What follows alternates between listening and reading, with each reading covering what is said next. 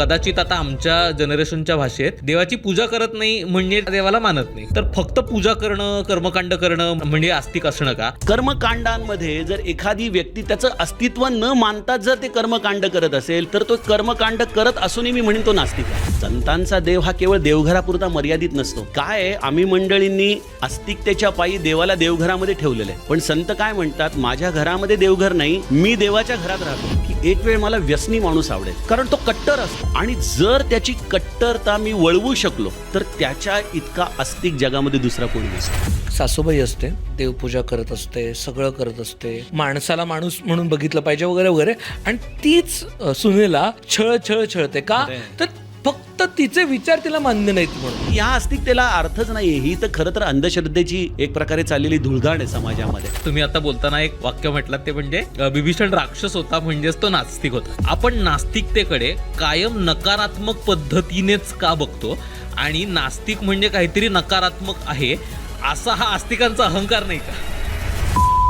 सिग्नलला थांबलो तर मागचा मला शिव्या घालून जातो का? तर मी रूल्स पाळणे, म्हणजे मी जे काही आपले एथिक्स आहेत, ठरलेल्या गोष्टी आहेत त्या पाळतो, त्याचा मलाच त्रास होतो. मग मी सरेंडर कसं करायचं? कारण ज्यांनी सरेंडर नाही केलं, ज्यांनी ह्याला फाटा मारला, तो सुखी आहे आणि मी हे करतोय आणि मी सगळ्यात जास्त दुःखी आहे.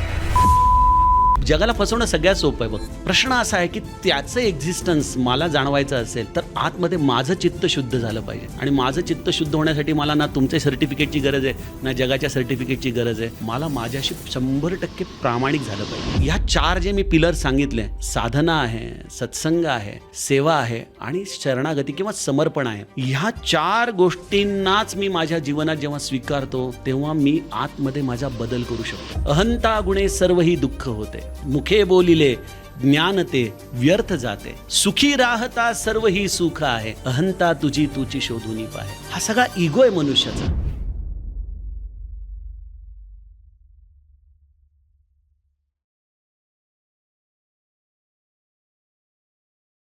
अमुक तमुकवरचा कॉन्टेंट जर तुम्हाला आवडत असेल, याच्यावर होणाऱ्या वेगवेगळ्या विषयांवरची चर्चा जर तुम्हाला आवडत असेल, तुमच्या ज्ञानात काही भर पडत असेल, तर याचा पुढचा टप्पा म्हणून आपण शाळेबाहेरचं शिक्षण अर्थात यूट्यूबसाठीची नवीन मेंबरशिप आपण लॉन्च केली आहे. जर तुम्हाला वेगवेगळ्या विषयांचे वर्कशॉप्स, ज्यामध्ये मेंटल हेल्थ आलं, पेरेंटिंग आलं, पर्सनल फायनान्स आहे आणि इतर सगळ्या पर्सनॅलिटी डेव्हलपमेंट रिलेटेड वर्कशॉप्स जर तुम्हाला हवे असतील आणि इतरही आणखीन पर्क्स हवे असतील तर ही यूट्यूबची मेंबरशिप तुम्ही जॉईन करू शकता. यूट्यूब बटनच्या शेजारी असलेलं जॉईन बटनावर तुम्ही क्लिक करून ही मेंबरशिप घेऊ शकता. हॅलो हाय हॅलो नमस्कार, तुमच्या सगळ्यांचं मनापासून खूप खूप स्वागत आहे द मुक्त शो म्हणजे स्टार्टच्या नव्या कोऱ्या एपिसोडमध्ये. आत्ता सोशल मीडियावरती, मीडियामध्ये कुठलाही धार्मिकतेवरचा, आध्यात्मिकावरचा जर कोलाहल बघितला तर जेन्युनली असं होतं की अरे खरंच ही आध्यात्मिकता आहे का? खरंच देव आहे का? मी आस्तिक आहे का? म्हणजे भल्या आस्तिकांनाही प्रश्न पडावा लागतो की आपण करतोय त्याला खरंच आस्तिकता म्हणायची का? आपण ज्याच्यावरती विश्वास ठेवतो तो खराच देव आहे का? आणि नास्तिकांना प्रश्न पडतो की हे काय वेड्यासारखं करतंय, हे का असं करतंय? आणि एकमेकाला सतत नावं ठेवत राहायचं, आस्तिकांनी नास्तिकाला, नास्तिकांनी आस्तिकाला.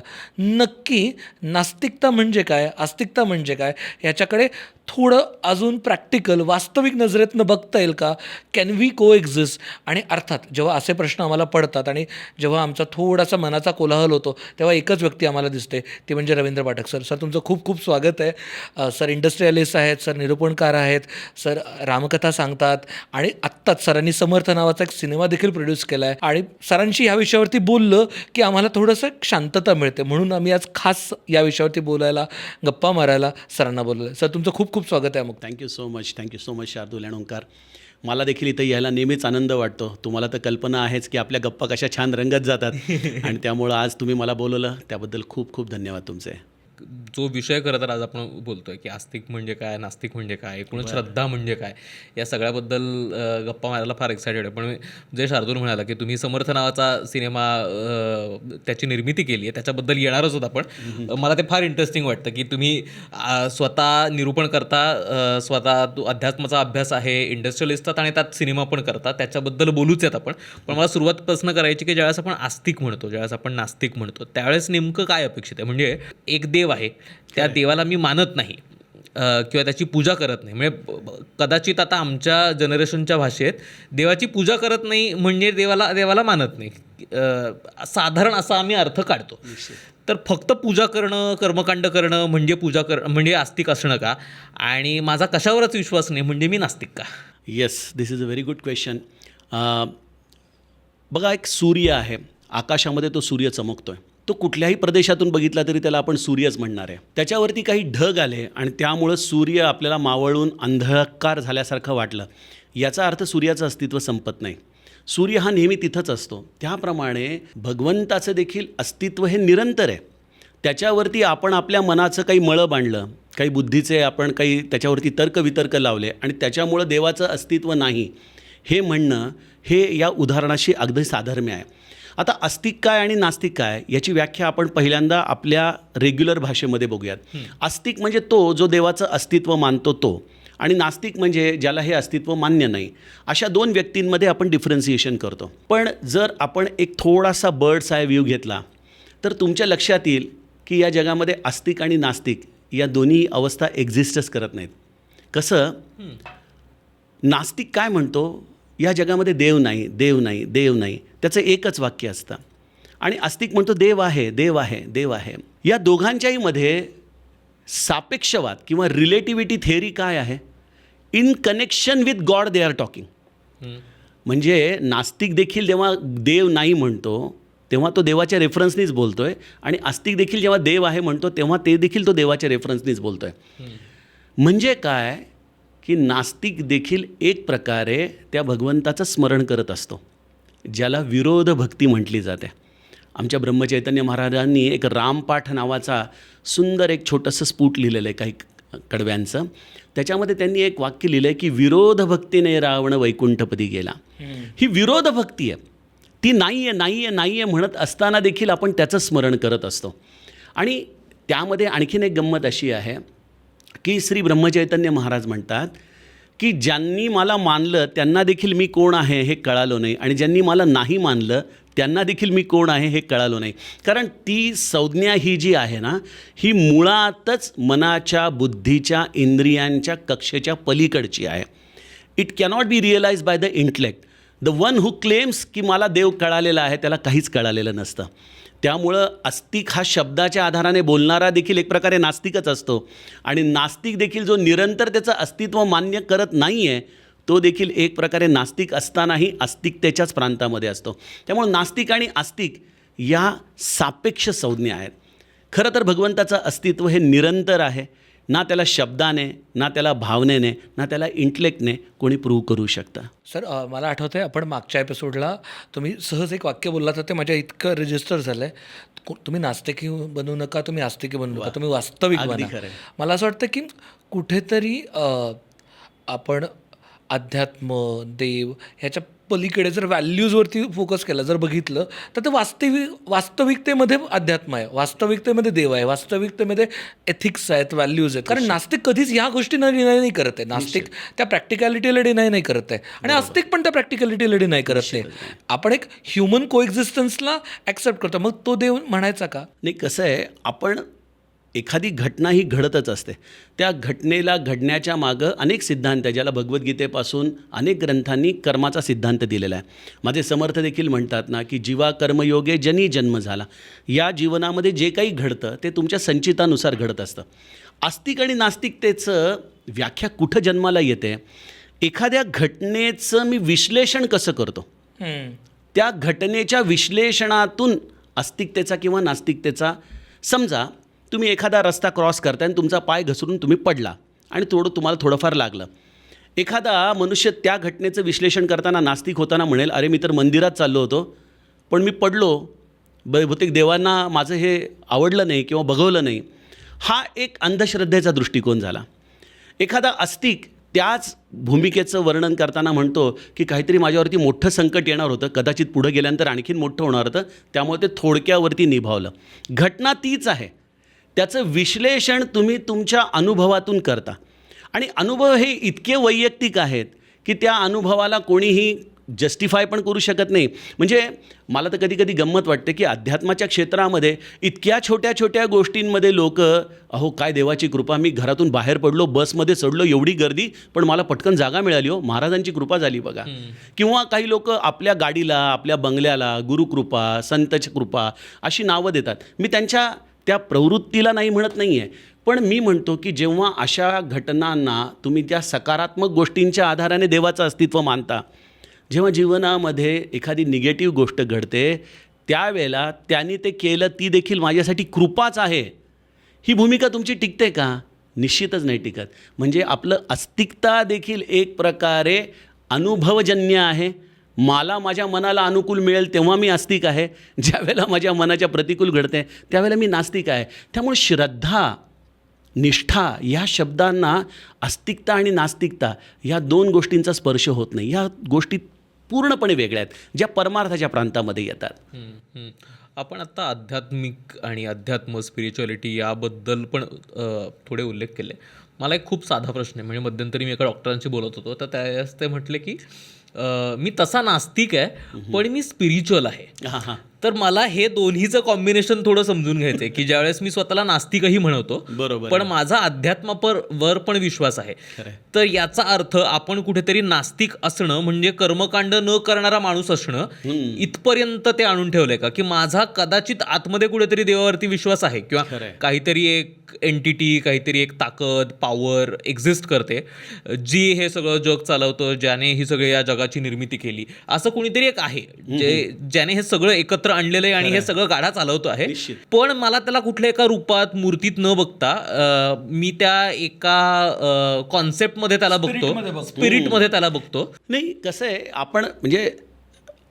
आपण कसं या सगळ्या गोष्टींना जेवढं हलकं करता येईल, जेवढं सोप्या उदाहरणांमधून सांगता येईल. म्हणजे फॉर एक्झाम्पल, आपण आपल्या मुलावरती प्रेम करतो. एक छोटं बाळ आहे आणि त्या छोट्या बाळावर माझं प्रेम आहे, मी त्याला एक प्रकारे माझं मानतो आहे. आणि मग मी जेव्हा त्याला माझं मानतो तेव्हा त्याला दररोज आंघोळ घालणं, त्याला दररोज कपडे घालणं, त्याला दररोज भरवणं, या गोष्टी मी कुठल्या कर्मकांड म्हणून करतो का it comes out of my affection? याचं जर उत्तर बघितलं तर निश्चितच त्यामध्ये कर्माचं ओझं नाही आहे, त्यामध्ये एक प्रेम आहे, एक आत्मीयता आहे. जेव्हा तुम्ही आध्यात्मिक पातळीवरती जाता आणि जेव्हा तुम्ही म्हणता की तो आहे, त्या असण्यामध्ये तुम्ही नास्तिक आणि आस्तिक या दोन शब्दांच्या पलीकडे जाता, तिथं उरतं ते केवळ प्रेम. आणि जेव्हा प्रेम येतं तेव्हा त्या प्रेमाच्या पोटी येणाऱ्या कृती आहेत, कर्मकांडांमध्ये जर एखादी व्यक्ती त्याचं अस्तित्व न मानता जर ते कर्मकांड करत असेल तर तो कर्मकांड करत असूनही मी म्हणेन तो नास्तिक आहे. The important thing is whether I give importance to the existence. तो आहे आणि त्याच्यामुळं मी आहे. म्हणजे मला, तुम्हाला गझल ऐकायला आवडतात की नाही मला माहीत नाही, एक त्या गुलाम अलींची एक फार सुंदर गझल आहे, हंगामा है क्यों बरपा थोडी सी जो पीली आहे. त्याच्यामध्ये त्यांनी एक फार शेवटचं कडवं फार सुंदर लिहिलं आहे. हर जर्रा चमकता है अनवारे इलाही से, हर सांस ये कहती है हम है तो खुदा भी है. जर माझं अस्तित्व आहे तर तो आहे म्हणून मी आहे. ह्यापेक्षा अजूनही भगवंताच्या अस्तित्वाचा काय आपल्याला प्रमाण पाहिजे की आज हा श्वास माझ्या श्वास नलिकेतून आत जातोय, तो बरोबर रक्ताभिसरण करतोय, तो रक्तामध्ये मिसळतोय. आपण कोरोनामध्ये बघितलं, तो ऑक्सिजनचा काटा खाली यायला लागल्यानंतर काय अवस्था झाली, त्या ऑक्सिजनच्या सिलेंडरसाठी किती पळापळ करावी लागली. पण तोच ऑक्सिजन आज आम्हाला जेव्हा फ्री मिळतोय तेव्हा we don't understand the value of it. जेव्हा तुम्ही एका दुसऱ्या दृष्टिकोनातून या विश्वाकडं पाहता तेव्हा त्याच्याशिवाय खरं कोणीच नाही आहे. हर जर्रा चमकता है अनवारे इलाही से, हर सांस ये कहती है हम है तो खुदा भी है. तो आहेच. त्याला आस्तिक आणि नास्तिक या केवळ संज्ञांच्या आधाराने माझ्या अनुभवजन्य परिस्थितीतून मी त्याच्यावरती दूषण देण्याचा अधिकार मला भगवंताने दिलेला नाही. खरं तर सो मला ॲक्च्युली ना थोडंसं आस्तिक नास्तिकबद्दल ना मला एक पर्सनली वेगळं वाटतं. कारण मी खूप आजूबाजूला एक्स्ट्रीमली आस्तिक असणाऱ्या लोकांबरोबरही बघितलं आहे, माझ्या घरामध्ये आजूबाजूला आणि मित्रांमध्ये एकदम कट्टर नास्तिक लोकांसोबतही माझे खूप बरोबर आहे चांगले रिलेशन्स आहेत. तर दोन्हीमध्ये मला एक वेगळी गोष्ट जाणवली, ती म्हणजे आस्तिक लोक ना सगळ्या गोष्टींची रिस्पॉन्सिबिलिटी ही भगवंतावरती टाकतात असं म्हणतात. नास्तिक लोक सगळ्या गोष्टींची रिस्पॉन्सिबिलिटी माझ्यावरती आहे असं म्हणून भगवंतांचा एक्झिस्टन्स नाकारतात. पण दोघंही बऱ्याचदा, म्हणजे सगळ्यांबद्दल नाही, बऱ्याच लोक ही कन्व्हिनियंटली वापरतात. म्हणजे जोपर्यंत छान चालू आहे Exactly. तोपर्यंत आस्तिकाला काही प्रॉब्लेम नाही. ज्या दिवशी वाईट घडायला लागतं, माझ्याच बाबतीत कसं घडवलं रे यांनी? खरं आहे. भगवंत हे तू का केलंस? मला मी कुणाचं पाप केलं होतं, तू माझ्याच बाबतीत का वाईट घडवलंस? आणि नास्तिक माणूस पण जेव्हा त्याच्या बाबतीत एक्स्ट्रीमली वाईट विदारक गोष्ट घडतात तेव्हा त्याला थोडासा डळमळायला लागतो. खरं आहे. आणि चांगल्या गोष्टी घडतात तेव्हा तो नाही डळमळत.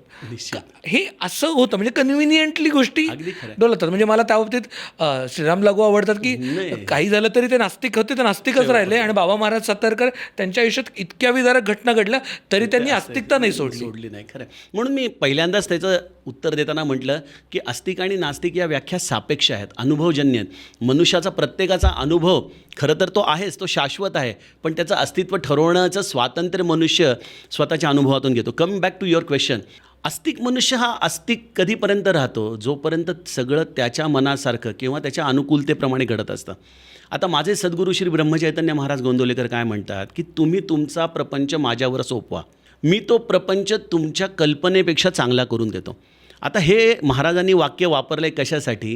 की जेणेकरून लोकांनी आपली काळजी, आपली चिंता, हे सगळं काही कुठल्या तरी एका अनामिक शक्तीच्या चरणांशी ठेवावं. म्हणजे ही संपूर्णपणे आस्तिकवादाची खरं खूण आहे. पण आता माणसाचं काय होतं, मी गमतीने उदाहरण देत असतो माझ्या कथांमध्ये, की सपोज मला माहीत नाही तुला ड्रायव्हिंग आवडतं चालू करायला, जो एक्सपर्ट ड्रायव्हर असतो ना, जो कित्येक तास न थकता न दमता ड्रायव्हिंग करत असतो, कधी कधी त्याचा शेजारचा म्हणतो अरे तू दमलाय जरा शेजारी बस, आणि तो शेजारी बसतो आणि म्हणतो अरे तू जरा झोप काढतो, पण तो झोप काढू शकत नाही. अरे डावीकडे घे, अरे उजवीकडे, अरे ब्रेक, त्याचे नकळत पाय खाली जात असतात, एकदम चुकून तो स्टिअरिंग धरायला लागतो. ह्या सगळ्या गोष्टींचं उदाहरण मी का देतो माहिती का? की आम्ही देखील असे एक्सपर्ट प्रापंचिक माणसं आहोत. आम्हाला प्रपंच फार आवडतो मनापासून करायला, आणि जेव्हा गुरु म्हणतो की तो माझ्याकडे सोपवा, तेव्हा त्या एक्सपर्ट ड्रायव्हरला शेजारी बसल्यानंतर जशी अवस्था असते ना, तशी आमची अवस्था असते. अहो नाही उजवीकडे घ्या, अहो नाही मुलीचं लग्न व्हायचं आहे तिकडं चला, नाही नोकरीचं बघा, अहो नाही सरळ नंतर जाऊ, आधी इकडंच. म्हणजे मला सांगा ही आस्तिकता आहे का हो? हा विश्वास नाही, अविश्वास आहे हा. अविश्वास आहे हा संपूर्ण. ह्या उलट महाराज काय म्हणतात की एक वेळ मला व्यसनी माणूस आवडेल, कारण तो कट्टर असतो, आणि जर त्याची कट्टरता मी वळवू शकलो तर त्याच्या इतका आस्तिक जगामध्ये दुसरा कोणी नसतो. अशी अनेक उदाहरणं श्री ब्रह्मचैतन्यांच्या चरित्रामध्ये आहेत की मोठ्यातले मोठे नास्तिक, पण त्यांची ती एक धारणा होती कट्टरतेची की नाहीच आहे. आणि जेव्हा त्या नाहीच आहे या शब्दाला गुरुच्या या सगळ्या अशा नवनीत शब्दांमध्ये जेव्हा तो बघतो, अनुभवतो, तेव्हा त्याचं चित्त विरघळतं. मूळ प्रवृत्ती, मूळ पिंड तोच असतो कट्टरतेचा. त्यामुळे ते असे साधनेला लागतात, असे काही, मग आता काही हो, परिस्थिती काही हो, पण आता मी सोडणार नाही ही साधना. त्यामुळं मला असं वाटतं ना की तुम्ही आस्तिक आणि नास्तिक यामध्ये एक फर्म स्टँड घ्या. आणि त्या बाबतीमध्ये मला बऱ्याचदा ना नास्तिक मंडळी आस्तिक मंडळींपेक्षा जास्त देवाच्या जवळ जाण्याची संधी घेऊन जगतात असं वाटतं. मी असं म्हणत नाही की नास्तिक मनुष्य हा देवाच्या जवळ जाणार आहे, पण त्यांच्याकडे एक संधी राहते if they get a Guru in their life. आणि जर त्यांची ती नास्तिक कट्टरता तशीच राहिली, ती कट्टरताच त्यांना त्या साधनेमध्ये अशी काही घट्ट घेऊन पुढं घेऊन जाते की बऱ्याचदा डळमळीत असलेले आस्तिक देखील त्याच्या जवळपास देखील जाऊ शकत नाहीत. आपण आता आस्तिक नास्तिकही बोलतोय, आणि तुम्ही आता ब्रह्मचैतन्यांचा उल्लेख केलात, तसाच तुमचा खूप गाढा अभ्यास समर्थ रामदासांवरती सुद्धा आहे. तर समर्थ रामदास या आस्तिक नास्तिक आणि या सगळ्याबद्दल दासबोधात काही सांगतात का? समर्थांच्या इतकं तर भगवंताच्या अस्तित्वाविषयी कोणीच बोललेलं नाही. समर्थांचा एक श्लोक आहे, नभी वावरे जो अणु रेणू काही, रिता ठावया राघवे वीण नाही, तया पाहता पाहता तेची झाले, तेथे लक्ष आलक्ष सर्वही बुडाले. म्हणजे काय, या आकाशामध्ये छोट्यातला छोटा अणुरेणू देखील कोण आहे? तो राघव आहे, तो राम आहे. या सगळ्या चराचर सृष्टीमध्ये बघा, संतांचा देव हा केवळ देवघरापुरता मर्यादित नसतो. काय आहे, आम्ही मंडळींनी आस्तिकतेच्या पायी देवाला देवघरामध्ये ठेवलेलं आहे. पण संत काय म्हणतात, माझ्या घरामध्ये देवघर नाही, मी देवाच्या घरात राहतो. म्हणजे तोच त्या सगळ्या विश्वामध्ये या संपूर्ण चराचरामध्ये व्यापून उरलेल्या या भगवंताला पाहतो. त्यामुळे संतांच्या जीवनामध्ये जी करुणा असते ना, ती करुणा आमच्या हृदयामध्ये का उगम पावत नाही याचं कारण आपण त्या व्यवहाराला, त्या जगाला खूप द्वैत भावनेने पाहतो. हे माझं आहे, हे दुसऱ्याचं आहे, हे त्याचं नाही आहे, हे चांगलं व्हायला पाहिजे, हे चांगलं नाही झालं. ही सगळी आमची गुणामध्ये लिप्त असलेली वृत्ती आहे. समर्थांनी यामुळं फार महत्त्वाच्या गोष्टी आपल्याला सांगितल्या की गुणे गोविले जाहले दुःख देही. या गुणांमुळं आमच्या जीवनामध्ये दुःख येतं. या गुणांमुळंच आमची वृत्ती ही नेहमी द्वैत भावनेमध्ये राहते. आणि या उलट संत हे गुणातीत होतात. हे विश्वची माझे घर ऐसी मती जयाची स्थिर, ज्ञानोबा म्हणतात. त्यामुळं त्यांच्याकडून त्या नुसत्या रेड्याच्या मस्तकावर हात ठेवताच त्याच्या मुखामधून वेद प्रगटले. ईश्वराचं अस्तित्व हे मंदिरांपुरतं मर्यादित नाही. आस्तिकता ही आजच्या काळामध्ये अंधश्रद्धेकडे सहज वळते. कारण आम्हाला असं वाटतं की अरे त्या बाबांचा गंडा घातला की चांगलं होतं, या मंदिरामध्ये गेलं की चांगलं होतं. ही आस्तिकता मी म्हणीन खूप मर्यादित स्वरूपाची, संकुचित स्वरूपाची परमार्थाची सुरुवात आहे. तो ईश्वर माझ्या पाठीराखा आहे, मी त्याच्या कृपेने जगतो आहे आणि तो जसं ठेवेल त्यामध्ये मी आनंदी आहे आणि हे विश्वच माझं घर आहे. या भूमिकेमधून त्या भगवंताला आळवणत राहण्यासारखं सुख नाही. आपण बघतो मंदिरांमध्ये कधी कधी चेंगराचेंगरी होते, लोक त्या दर्शनाच्या नादामध्ये एकमेकांना तुडवत जातात. मला सांगा ही कुठली आस्तिकता आहे? तो दगडामध्ये देव आहे, अर्थातच त्या स्थानाचं महत्त्व आहे निश्चित, काही वादच नाही. पण त्या स्थानाचं दर्शन घेऊन जर तुमच्या हृदयामध्ये करुणा प्रगट होत नसेल तर ती आस्तिकता मला वाटतं की निश्चितच अंधश्रद्धेच्या मार्गाने गेलेली आस्तिकता आहे. मला सर याबद्दलच वाटतं, चेंगराचेंगरीतून जाणं, त्या एकमेकाच्या उरावर पाय ठेवून देवापर्यंत जाणं ही आस्तिकता नाही. आणि मला त्याबद्दल त्याचं दुसरंच एक साईड बोलायची, ती म्हणजे VIP दर्शन. सर प्रत्येक मंदिरात गेलो, परवाच मी अक्कलकोटला गेलो आणि मंदिराच्या बाहेर लिटरली डायरेक्ट दर्शन हवं आहे, डायरेक्ट दर्शन हवं आहे, डायरेक्ट दर्शन हवं आहे असं असतं. किंवा प्रत्येक ठिकाणी आजकाल VIP पासेस असतात मंदिराचे, ऑफिशियल पासेस पण असतात. मी देणगीला माझा विरोध नाही, पण या आस्तिकतेला काय म्हणायचं? नाही, आता याच्यातली व्यावहारिकता आपण बाजूला ठेवूयात, कारण की एवढी गर्दी आहे आणि येणाऱ्या मंडळींना त्यांना प्रायोरिटी देणं देखील गरजेचं आहे for n number of reasons. पण आपण त्याच्यातल्या वृत्तीचा विचार करूयात की बाबा मला मी असं म्हणतो की त्याच पर्टिक्युलर डेला, त्याच गर्दीच्या ठिकाणी मला का भेटायचं आहे. आता मी आमच्या माहूरच्या रेणुका मातेच्या दर्शनाला जातो. मी कधी जातो? संध्याकाळी 7 वाजता जातो, जेव्हा तिथं कोणीच नसतं, किंवा पहाटे 5:30ला जातो, जेव्हा गाभारा रिकामा असतो. मी आणि माझी आई शांतपणे गप्पा मारू शकतो, बोलू शकतो. मला त्या सकाळी 9:30-10 वाजता जेव्हा सगळेजण अभिषेक करत आहेत त्याच वेळेला मंदिरात जायचं आहे. मग कुठल्या तरी एखाद्या गुरुजींना धरून आहो, माझं वेगळं करा बरं का, माझी वेगळी पूजा करा, स्पेशल पूजा करा. मला असं वाटतं ना की हे सगळं प्रेमाचं नातं आहे आणि प्रेमाच्या नात्यामध्ये ना मनुष्याला गैरसोय देखील चालते आणि त्याचबरोबर मनुष्याला स्वस्थता देखील तेवढीच आवडते. आपण काय होतं आहे ना की मला देवानी लवकर दर्शन दिलं, यामध्येच त्याची कृपा आहे आणि मग मी कोणाला तरी पटवलं आणि मग माझ्या रिलेशननी मी हे सगळं केलं, यामध्येच आम्ही सुख मानणारी माणसं आहोत. मी त्या व्यवस्थेला नाकारत नाही, ती व्यवस्था असायला लागेल. पण आपण आपला स्वतःचा विचार केला पाहिजे की बघा, एखाद्या आपल्याला माणसाला भेटायला जायचं असेल लग्नामध्ये, तर लग्नामध्ये आपल्याला चांगलं भेटता येतं का? तू केव्हा निवांत आहेस रे? तेव्हा मी येतो गप्पा मारायला तुझ्याशी, तेव्हा गप्पा चांगल्या होतात, मला सांगा. निश्चितच आपण म्हणतो अरे त्या गर्दीमध्ये बाबा नाही होणार, मी नंतर येतो बरं का निवांत. देवाच्या बाबतीमध्ये देखील जर आपण असाच विचार केला तर हा प्रश्न राहणार नाही की अरे तू जेव्हा शांत असशील तेव्हा येतो निवांत बसूत गप्पा मारूत. सर तुम्ही आता स्पेशल अभिषेक, स्पेशल पूजा म्हणाला, मला त्याच्याबद्दल जेन्युनली हा प्रश्न पडतो, देव आहे का गर्लफ्रेंड आहे तुमची, की त्यांना जर त्या दिवशीच अभिषेक नाही घातला, गुरुवारीच जर उपवास नाही केला तर देव नाराज होईल? म्हणजे तुम्ही कॉलेजमध्ये असताना, आपण टीनेज असताना एखादं तुमचं गर्लफ्रेंड बॉयफ्रेंड तुम्ही नाराज होऊ शकता, कारण तेव्हा आपण अगदी वेगळ्या वयात. काय माहिती आहे का की आम्ही आस्तिकतेच्या काही खुणगाठा बांधून ठेवल्यात की मी मंदिरात गेलो आणि मला जर दर्शन त्या दिवशी झालं तर याचा अर्थ देवाची माझ्यावर कृपा आहे. आता ही खुणगाठ बांधली की देन कम व्हॉट मे, मी त्याच्यामध्ये जाण्याचा प्रवेश करणारच. आता आमच्या महाराजांचंच उदाहरण देतो. श्री ब्रह्मचैतन्य महाराज त्या देहात असताना 100-125 वर्षापूर्वी पंढरपूरला गेले. त्यावेळी पंढरपूरला अशीच गर्दी असायची. कदाचित लोक कमी असतील पण जाण्याचे मार्ग देखील लहान होते, त्यामुळे गर्दी तेवढीच असायची. तर एकदा महाराज पंढरपूरचं पांडुरंगाचं दर्शन घेऊन बाहेर आले आणि बाहेरचा जो गाभारा आहे त्याच्यामध्ये कमरेवरती हात ठेवून उभे राहिले, अरे म्हणे घ्या इथं पांडुरंगाचं दर्शन घ्या, तिथं काय जायची गरज आहे तुम्हाला, सगळ्यांनी तिथपर्यंतच जायला पाहिजे का? असं नाही होत.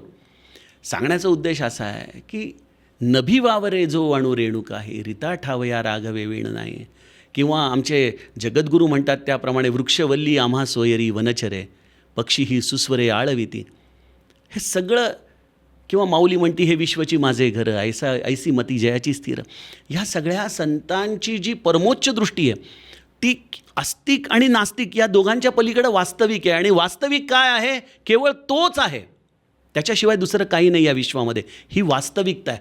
ती वास्तविकता न पटल्यामुळे हे दोन भेद, हे दोन पंथ. कारण नास्तिक देखील का होतो? कारण तो त्याच्या जीवनातल्या अनुभवांवरून हे सिद्ध करतो, किंवा तो अनुभवांवरून हे जाणतो की देव नावाची वस्तूच नाही आहे. आणि आस्तिक देखील त्याच्या मनासारख्या 4 गोष्टी घडल्या म्हणून आस्तिकतेच्या नादात लागतो. पण संत दृष्टी ही वास्तविक असते, कारण त्यांना जीवनामध्ये कितीही जरी दुःख आली, कितीही जरी यातना झाल्या, वेदना झाल्या, तरी त्यांनी त्याच्या असलेल्या अस्तित्वावरती कधीच त्यांनी बोट उचललेलं नाही आहे. कारण की त्यांनी या देहाला स्वतःचा देहच मानलं नाही. ही खूप गूढ गोष्ट आहे की मी देह नाही, मी आत्मा आहे, मी ब्रह्मस्वरूप आहे, अहम ब्रह्मास्मी, हे शब्द आपण ऐकतो, पण त्या शब्दांप्रमाणे जगणं म्हणजे काय हे संतचरित्र आपल्याला दाखवतात. मला यालाच धरून एक प्रश्न विचारायचा आहे की म्हणजे आता आपण समर्थांचा उल्लेख केला, समर्थांबद्दल बोललो, आणि तुम्ही आता समर्थांवरच्या सिनेमाची सुद्धा निर्मिती केली. आपण आता खाली बोलत असताना तुम्ही म्हटलात की कसं जेनझी आणि त्यांची स्पिरिच्युअलिटी हा सगळा त्या सिनेमाचा विषय. म्हणून खरं तर मला हे विचारायचं आहे की कदाचित आत्ताची जी नवीन पिढी आहे, बहुतेक तुम्ही सिनेमात सुद्धा तेच सांगू पाहताय, म्हणजे त्याच्याबद्दल ऐकायला आवडेल, पण कदाचित आत्ताची जी आमची पिढी आहे किंवा आमच्यापेक्षा लहान असलेली जेनझी, जेन अल्फा ही जी पिढी आहे आणि तुमची किंवा तुमच्यावरची जी आणखीन पिढी आहे, तुम्हाला अध्यात्मातलं, स्पिरिच्युअलिटीतलं असं काय दिसलंय किंवा काय कळलंय जे आम्हाला अजून नाही कळू शकलंय? नाही, मी तर पहिले ना या जेनझीजबद्दल किंवा मिलेनियमबद्दल मला खूप रिस्पेक्ट आहे. कारण आय कॅन सी की ही जनरेशन खूप ॲडव्हान्स आहे थॉट प्रोसेसमध्ये, खूप क्रिस्टल क्लिअर आहे. त्यांचे थॉट्स पण आहेत ना ते स्पष्ट आहेत, म्हणजे उगीच गुळगुळीत नाही आहेत. प्रॉब्लेम काय होतो आहे की ह्या मुलांना योग्य दिशा किंवा योग्य मार्गदर्शन ज्या वयामध्ये पाहिजे त्या वयामध्ये मिळू शकत नाही आहे.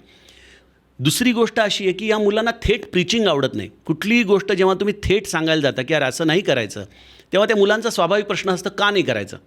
आणि बहुतांश घरामध्ये वडील किंवा आई त्या प्रश्नाचं नीट उत्तर देऊ शकत नाही की बाबा आपलं जेवण करताना देवाला नमस्कार का करायचा, चित्रावली का घालायची, या सगळ्या गोष्टी, किंवा उभ्या उभ्या का जेवायचं नाही, उभं राहून पाणी का प्यायचं नाही, या सगळ्या प्रश्नांची उत्तरं देण्यामध्ये घरातले आईवडील देखील बऱ्याचदा कमी पडतात. आमचे चारुदत्त बुवा आपले फार एक छान वाक्य म्हणतात की घराघरांमध्ये आज उपासनेचं सामर्थ्य कमी झालं आहे आणि सामर्थ्याची उपासना कमी झाली आहे. म्हणजे उपासनेचं सामर्थ्य नाही आहे बाबा, हे का करायचं, याच्यामागं काय शास्त्रशुद्ध कारणं आहेत हे आपल्याला माहीत नाहीत, आणि त्याचबरोबर सामर्थ्याची देखील उपासना नाही आहे, बळकटी नाही आहे मनांना.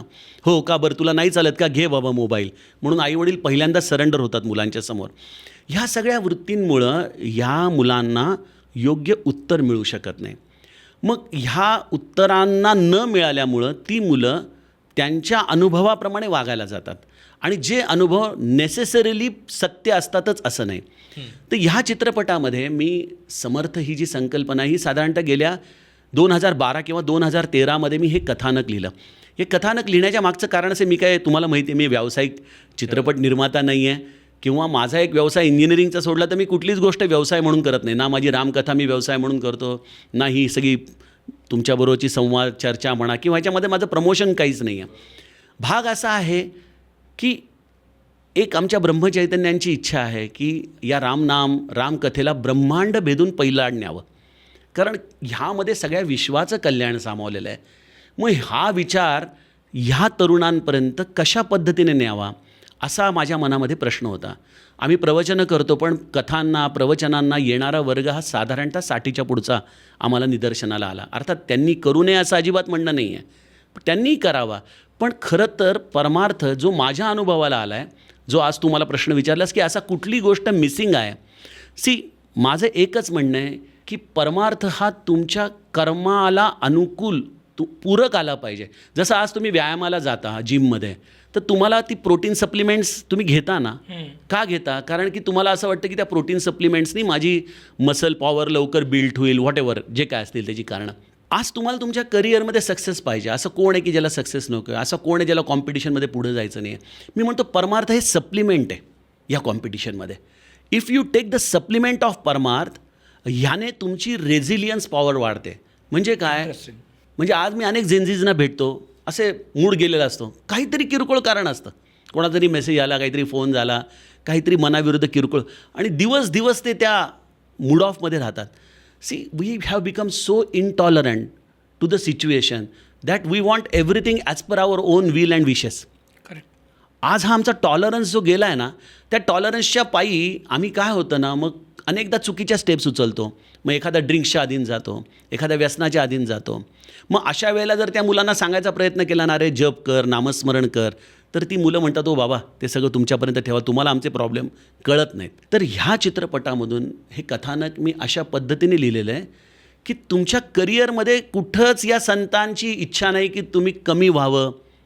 पण या संतांचं म्हणणं असं आहे की अरे मग माझ्या रामाला धरून राहा ना, माझ्या रामाचा आदर्श ठेव, माझ्या रामाचं तू सगळे गुण समोर ठेव. मी तुम्हाला नेहमी ते उदाहरण देतो की माझा राम या सीताजींचं अपहरण झाल्यानंतर कदाचित भरताकडे जाऊन म्हणाला असता, रे सैन्य दे बाबा, मला त्या रावणाशी लढायचं आहे. पण रामाने त्यावेळेला प्राप्त परिस्थितीमध्ये असलेले वानर अस्वलं घेऊन रावणाशी युद्ध केलं. म्हणजे हे परमार्थ आपल्याला काय शिकवतो की तुमच्याकडे जे अवेलेबल रिसोर्सेस आहेत त्याच्यावर काम करा. आज नाही तर तुम्हाला पण, आज तुम्ही एक मोठी इन्स्टिट्यूट चालवत आहे, so you will also be facing, नाही रे चांगली लोकच मिळत नाहीत रे, किंवा चांगली लोकं मिळाली तर त्यांची कमिटमेंट नाही रे. आपण ह्या टाईपच्या कारणांमध्ये जास्त अडकतो रादर दॅन आहे त्या माणसाला कसं घडवायचं, जे समर्थांनी दासबोधामध्ये शिकवले. तुम्ही आमच्या दासबोधाला जर नीट अभ्यासाल, आज अनफॉर्च्युनेटली शालेय शिक्षण पद्धतीमध्ये ज्या पद्धतीचं शिक्षण आहे, आजही आम्हाला फ्रेंच राज्यक्रांती आणि युरोपियन राज्यक्रांती पाठ करून मार्क मिळवण्यामध्ये खरं तर मोठं स्वारस्य वाटतं आहे. खरं तर अशा मुलांना समर्थांचे विचार शिकवले पाहिजेत, दासबोध शिकवला पाहिजे, दासबोधामधली महंत लक्षणं शिकवली पाहिजेत, निस्पृह शिकवणूक शिकवली पाहिजे, राजकारण निरूपण शिकवलं पाहिजे.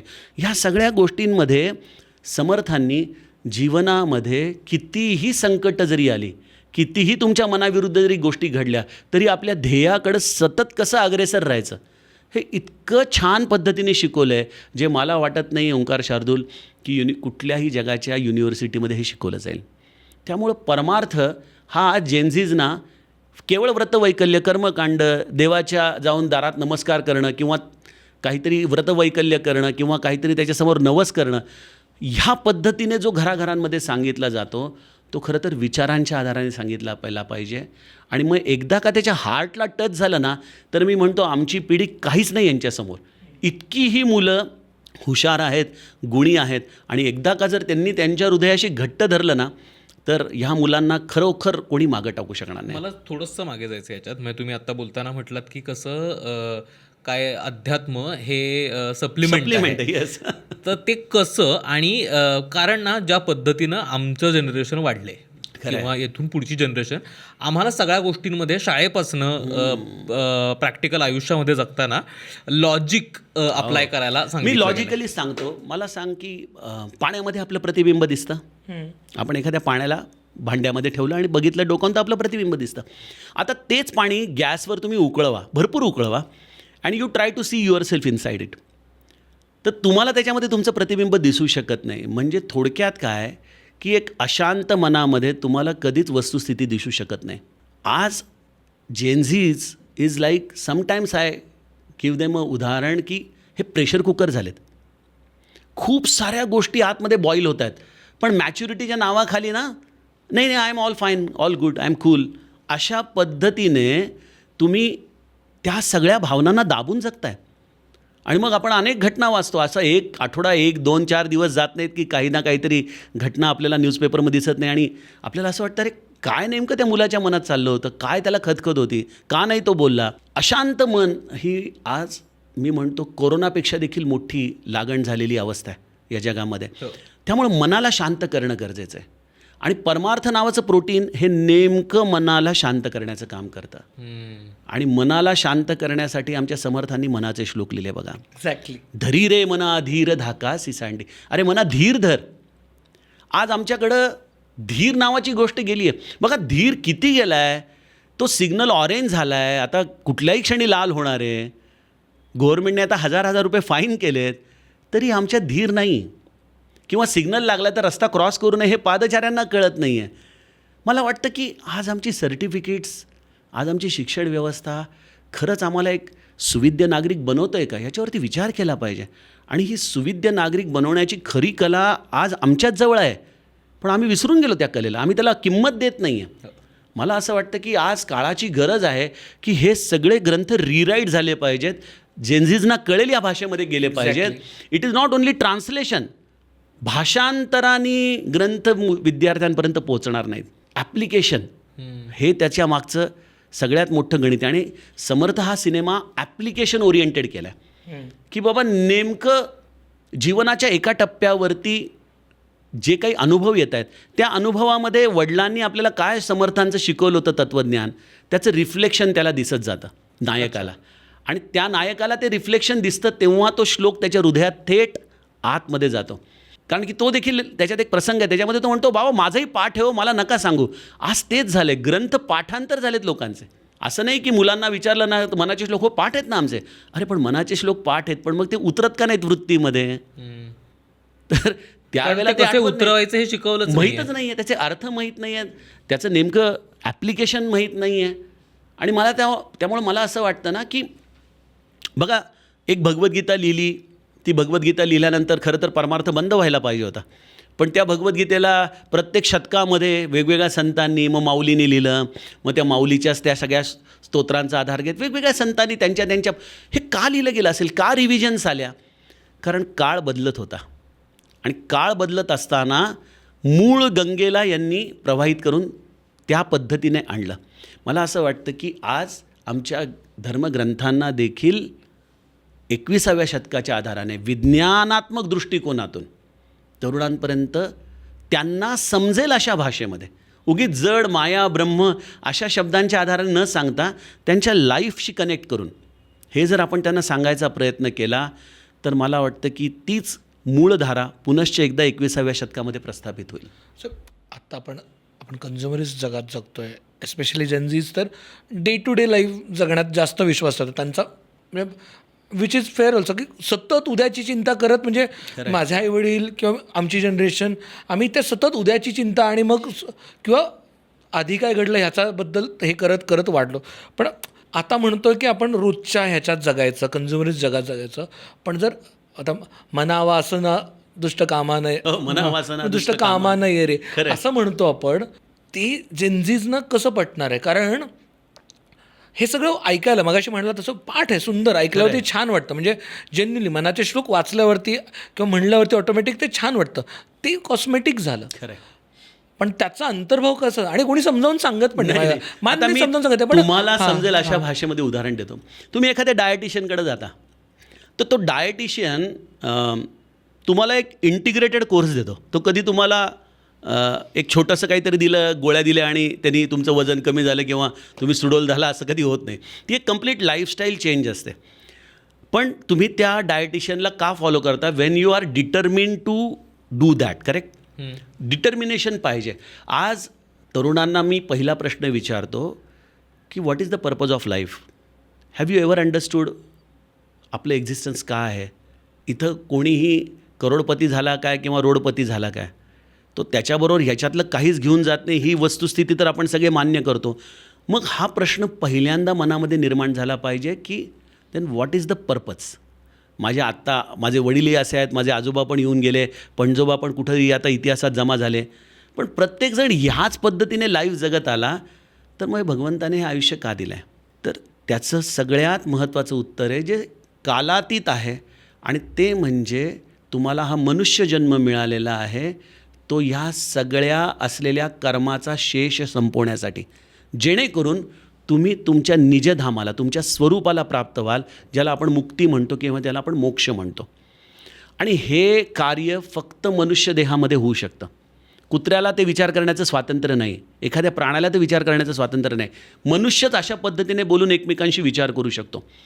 मग एकदा का जर मला ह्या सगळ्या जीवनाचा त्रास जाणवायला लागला, माझे समर्थ म्हणतात जो संसार दुःखे दुखावला, जो त्रिविध तापे पोळला, तोची अधिकारी झाला परमार्थविषयी. ज्याला संसार दुःख सहन होत, अरे बस झालं बाबा, कंटाळा आला आता आमच्या चित्रपटामध्ये देखील जे नायकाचे वडील आहेत ते ह्याच टप्प्यावर येतात, अरे मला हे नाही सहन होते, म्हणजे ह्या पद्धतीने का जीवन जगायचं, काय नेमकं पर्पज आहे, कशासाठी जगायचं आहे, ह्याला मुमुक्षत्व म्हटलं जातं परमार्थाच्या भाषेमध्ये. आज अनफॉर्च्युनेटली काय होतं ना, की या मटेरियलिस्टिक लाईफमध्ये purpose of life is lost. And then if you go to राजवैद्य लाईक सद्गुरू, जो डायटिशियन आहे तुमच्या भाषेमध्ये, त्याच्याकडे गेला की तो तुम्हाला एक समग्र लाईफस्टाईल देतो. आणि जर तुमचं डिटर्मिनेशन असेल की मला तो सांगतोय ते अचीव करायचं आहे बरं का, तो गोल मला अचीव करायचा आहे, मग त्याच्यामध्ये ना त्या इंटिग्रेटेड लाईफस्टाईलमध्ये काय आहे, सत्संग आहे, चांगल्या लोकांचा विचार, चांगल्या ग्रंथांचा विचार, त्याच्यामध्ये साधना आहे की काहीतरी स्वतःसाठी दररोज वेळ देऊन, जसं तो डायटिशियन म्हणतो एक अर्धा तास चालायला जा किंवा व्यायाम करा, तुमच्यासाठी वेळ काढा, प्राणायाम करा, योगासनं करा, त्याचप्रमाणे परमार्थामध्ये दररोज एक अर्धा तास का होईना स्वतःसाठी वेळ काढा, स्वतःशी बोला, संवाद करा, नामस्मरण करा, सद्गुरूंनी दिलेली साधन करा. त्यामुळे सत्संग, साधना, तिसरी गोष्ट आहे सेवा. आज आपल्याकडं या मटेरियलिस्टिक लाईफमध्ये nobody has got time to do any kind of seva. आपल्या पलीकडं जाऊन, मग ती सेवा कुठल्याही स्वरूपातली असू शकेल. एखाद्या हॉस्पिटलमध्ये एखाद्या गरीब माणसाला थोडंसं काही आपल्याकडचे पैसे देणं, औषध देणं, एखाद्यासाठी थोडा वेळ काढणं. मी असं म्हणतो ना, तुम्ही जेव्हा समर्पण भावना करून बघता ना, तुमचं मन क्षणामध्ये शांत होतं. प्रत्येक वेळेला मला हवं आहे, मला हवं आहे, मला हवं आहे, आणि ते मिळाल्यानंतरही शांतता नाही आहे, कारण लगेच पुढचं खूण. ह्या उलटं जर कधी देण्याची वेळ येऊन बघितली, देऊन बघितलं ना, समर्पण केलं ना, की ऑटोमॅटिकली मनाला खूप शांतता जाणवते. त्यामुळे सेवा जो भाग आहे ना, तो सरेंडरशिपचा आहे, तिथं समर्पण करायचं आहे. आणि शेवटचं सूत्र आहे परमार्थाचं, ते म्हणजे शरणागती. शरणागती याचा अर्थ माझं सगळं काही तो सांभाळणारा आहे, आणि तो जो ठेवतो आहे त्याच्यामध्ये मला कुठलीही तक्रार नाही, कंप्लेंट नाही. ह्या 4 सूत्रांवरती हा डायटिशियन जसा इंटिग्रेटेड लाईफस्टाईल देतो, तसा परमार्थाचा देखील हा सगळा बेस ह्याच्यावरती आहे. आणि या 4 गोष्टी ज्याच्याकडे आहेत ना, तो वास्तविक होऊ शकतो. अन्यथा आम्ही या आस्तिक नास्तिक खेळामध्येच राहणार. माझ्या मनासारखं मी एवढा जप केला, मी एवढं केलं, मी तेवढं केलं, पण मला मात्र असं मिळालं, मी देवाला मानतच नाही. हा सगळा जो आहे ना, तो पेल्यातलं वादळ आहे आपलं. तुम्ही ही पूर्ण लाईफस्टाईल निरंतर स्वीकारा, एका अंतरापर्यंत स्वीकारा, and then you see. So माझा ना सगळ्यात जास्त राग ना हे आस्तिकतेचे जे एजंट आहेत ना आजूबाजूला, बरोबर. त्यांच्याशी. म्हणजे होतं काय, एक सासूबाई असते, ती देवपूजा करत असते, सगळं करत असते, आणि ती देवाचा धारा करते, आणि जाता येता सांगत असते की व्रतवैकल्य किती महत्त्वाचं आहे, माणसाला माणूस म्हणून बघितलं पाहिजे, वगैरे वगैरे. आणि तीच आस्तिक आई किंवा आस्तिक सासूबाई मिलेनियल किंवा जेनझी सुनेला छळते का, तर फक्त तिचे विचार तिला मान्य नाहीत म्हणून. बरोबर आहे. म्हणजे कुठेतरी जर तुमचा एवढा देवावरती, तुम्ही स्वतःची सगळ्या तुमच्या स्वतःच्या कर्माची जबाबदारी देवावरती दिली आहे, ती तुम्ही देवाच्या पायावरती वाहिली आहे, तर तुमचा काय बाबा, तुम्हाला हवा आहे तसं डाळीला फोडणी दिली नाही का, तुमच्या बड्डेला व्हॉट्सअप स्टेटस ठेवला नाही म्हणून का सुनेवरती नाराज व्हावं तुम्ही, किंवा तुमच्या जावयावरती नाराज व्हावं. नाही, परमार्थामध्ये सगळ्यात मोठी गोष्ट कुठली आहे माहिती का शार्दूल? मी जसा आहे तो मी बदलला पाहिजे, अंतर्बाह्य बदलला पाहिजे. अनफॉर्च्युनेटली आज काय झालं, लोक बाहेरचे वेश बदलतात. आस्तिक म्हटलं की मग गळ्यामध्ये माळ येते, कपाळाला टिळा येतो, किंवा जे काही आणखीन त्याचे असतील. हे मी म्हणत नाही की हे चुकीचं आहे, मी पण स्वतः टिळा आणि माळ यावरती विश्वास ठेवणारा माणूस आहे. पण एक लक्षात घ्या, हे कपडे कशाचं निदर्शक आहेत, भगवा कशाचं निदर्शक आहे, की ह्याने आतमध्ये आपल्या वासनांना जाळून टाकलं आहे, त्या अग्नीचा हा रंग त्याने परिधान केला आहे, हे त्या भगव्या वस्त्राचं खरं चिन्ह आहे. तर ह्या सगळ्या गोष्टींचा एक अर्थ आहे त्याच्यामागं. आज काय होतं की आम्ही त्या तशाच ठेवून वेशभूषा करण्याचा प्रयत्न करतो, आणि वेशभूषेच्या आधाराने आम्ही स्वतःला आस्तिक किंवा पारमार्थिक म्हणायचा प्रयत्न करतो. मी आतमध्ये आहे मात्र तसाच आहे. तर परमार्थामध्ये सगळ्यात मोठी गोष्ट आहे वृत्त्यंतर. माझी वृत्ती बदलली गेली पाहिजे. मी जसा आहे तसाच राहून मला भगवंताची प्राप्ती होणार नाही, हे माझे ब्रह्मचैतन्य महाराज गोंदवलेकरांचं वाक्य आहे. I have to change, I have to change. J Krishnamurti ह्याच्या उलटं वाक्य म्हणायचे की you never change, you never change. तुम्ही तसंच राहता, आणि वेळ आल्यानंतर मात्र तुम्ही तुमचा खरा रंग दाखवता. जो तू आत्ता उदाहरण दिलं की तिकडं जपजाप्य करतील, पोथीपुराण सगळं वाचतील, पण मग घरामध्ये सुनेला बोलताना, टोमणे मारताना, किंवा तिचं मन दुखवेल असं बोलताना, किंवा अगदी वेळप्रसंगी तिला जाळताना देखील यांचं अध्यात्म कुठं जातं. त्यामुळे या आस्तिकतेला अर्थच नाही आहे. ही तर खरं तर अंधश्रद्धेची एक प्रकारे चाललेली धुळघाण आहे समाजामध्ये. मला ह्या 4 जे मी पिलर सांगितले की ज्याच्यामध्ये साधना आहे, सत्संग आहे, सेवा आहे आणि शरणागती किंवा समर्पण आहे. ह्या 4 गोष्टींनाच मी माझ्या जीवनात जेव्हा स्वीकारतो तेव्हा मी आतमध्ये माझा बदल करू शकतो. आणि हे माझ्या समर्थांनी फार सुंदर सांगितलं आहे. अहंता गुणे सर्व ही दुःख होते, मुखे बोलिले ज्ञान ते व्यर्थ जाते, सुखी राहता सर्व ही सुख आहे, अहंता तुझी तुची शोधून पाहे. हा सगळा इगो आहे मनुष्याचा. आणि हा इगो मी म्हणजे गमतीने उदाहरण देतो. तू कधी वारुळ बघितलं आहे का मुंग्यांचं? ते मुंग्यांचं वारुळ बाहेरून बघितलं तर एकदम शांत असतं, होय की नाही? आणि समजा तिथं काही आता बिल्डिंग बांधायची किंवा काही करायचं म्हणून कोणी एखाद्याने कुऱ्हाड आणली आणि त्याला मारलं की त्यातून हजारो नाही लक्षावधी मुंग्या बाहेर येतात.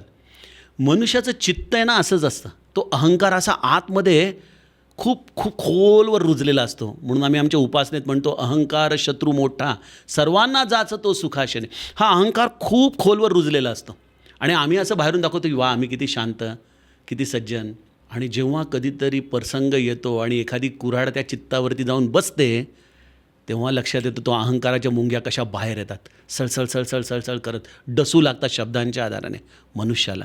त्यामुळं मनुष्य हा जो आस्तिकतेचा क्लेम करतो ना तोही अहंकाराच्या पार्श्वभूमीवरच करतो की मी आस्तिक आहे, मी देवाचा आहे. अरे पण तू तुझ्या आतमध्ये उतरून बघ वेळप्रसंगी तू कसा वागतोस.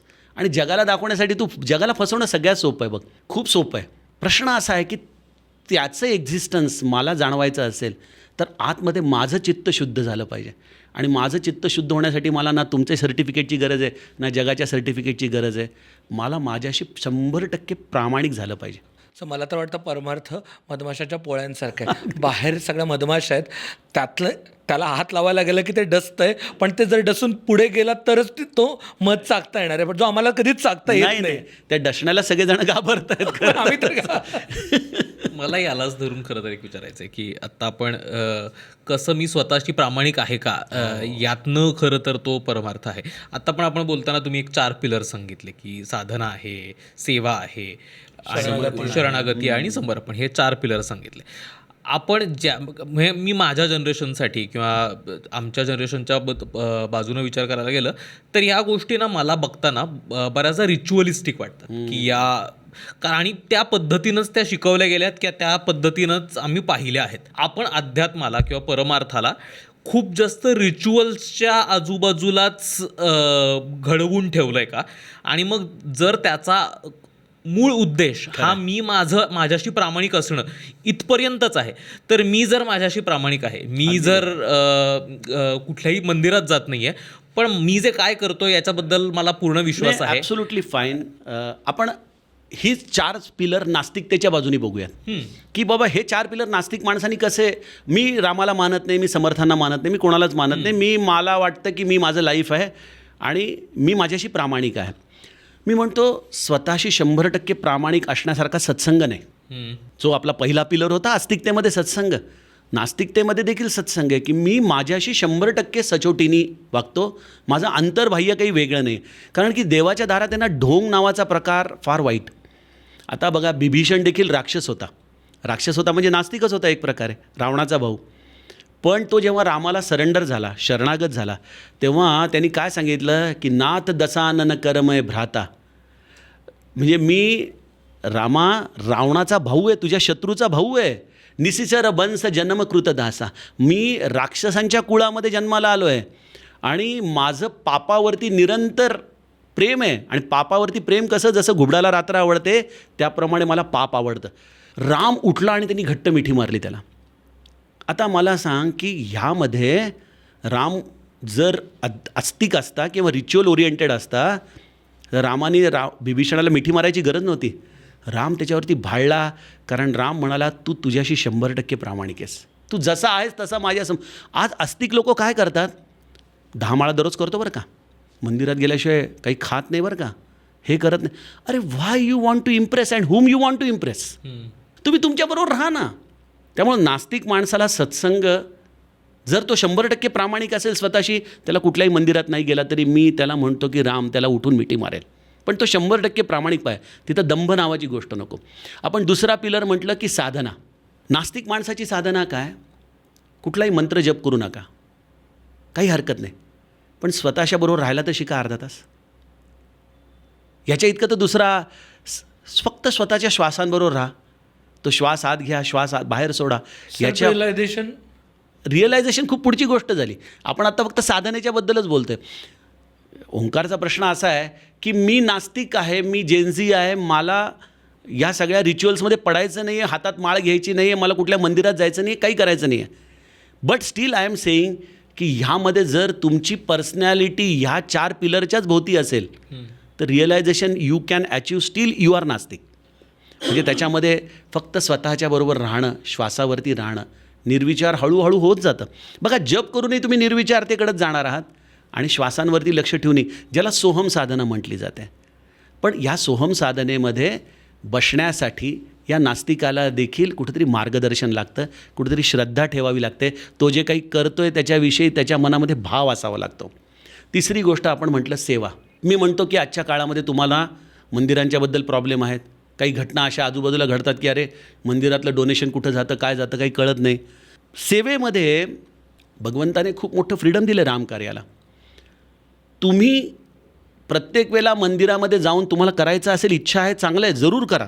जिथं अन्नदान चालतं, जिथं सेवा चालते, असे काही सगळेच तसे असतात असं नाही. तुम्ही जरूर तिथंही कॉन्ट्रीब्युशन करू शकता. पण एक गोष्ट तुम्ही तुमच्या स्वतःच्या लेवलवर पण करू शकता. तुम्हाला जाता येताना सिग्नलला एखादा गरीब मुलगा जर दिसतोय किंवा तुमच्या मोलकरणीचा मुलगा आहे, मोलकरणीची परिस्थिती तुम्हाला माहिती आहे, गपचूप त्याची वर्षभराची पुस्तकं, फी, कोणाला गाजावाजा न करता, कुठेही फ्लेक्स न लावता तुम्ही जर देऊन आला तरी सेवा नाही का? एखाद्या माणसाचं बाबा फारच पावसामुळं घराचं नुकसान झालं आहे, त्याला त्या महिन्याचा किराणा भरून दिला, ही सेवा नाही आहे का भगवंताची? Being nastik you can still be astik without saying, without being in any ritual, but you still serve the god, you still attend the god. नास्तिकता मी म्हटलं ना की या दोन्ही विधानांना अर्थ नाही आहे, कारण की हे सापेक्ष आहेत, इन रेफरन्स टू गॉड आहेत. त्यामुळे नास्तिक असताना देखील तुम्ही सेवा करू शकता आणि त्यासाठी तुम्हाला कुठलंच बंधन नाही आहे. कुठल्या एखाद्या पर्टिक्युलर मंदिरात मी ख्रिश्चन असेल तर मी चर्चमध्ये जाईन किंवा आणखीन काही. हां, अगदी खरं. आणि चौथी गोष्ट, जीवनामध्ये नास्तिक असूनही जर मी माझ्या अपेक्षा किंवा माझी भ्रांत जर सोडू शकलो की बाबा जे काही आहे ते जसं लिहिलं असेल, तुम्ही म्हणता ना सगळं त्यांनी लिहिलं आहे त्याच्याप्रमाणे होतं, मग मी त्याचाही विचार करत नाही, कशाचाच विचार करत नाही, सगळं त्याच्या इच्छेप्रमाणे होऊ द्या, मला काही हे नाही, मी आहे त्या क्षणाबरोबर राहणार. Being happy in the moment is also surrendership. मला सांग, शेवटचं त्या क्षणामध्ये आनंदी आम्ही कधी झालं? आम्ही त्या घटनेच्या रेफरन्सनी आनंदी होतो. So it is always the next moment. तुला चहा पाहिजे तर चहाचा घोट आत जातो, त्यावेळेला आनंद होतो. म्हणजे we are always happy after the situation, not in that moment. ती मोमेंट तर वाया गेली. त्यामुळं आमचे समर्थ काय म्हणतात, मना जे घडी राघवे वेण गेली, जनी आपुली ते तुवा हानी केली. जी घडी तुझी रामाविना गेली. आणि राम म्हणजे काय? राम म्हणजे आनंद.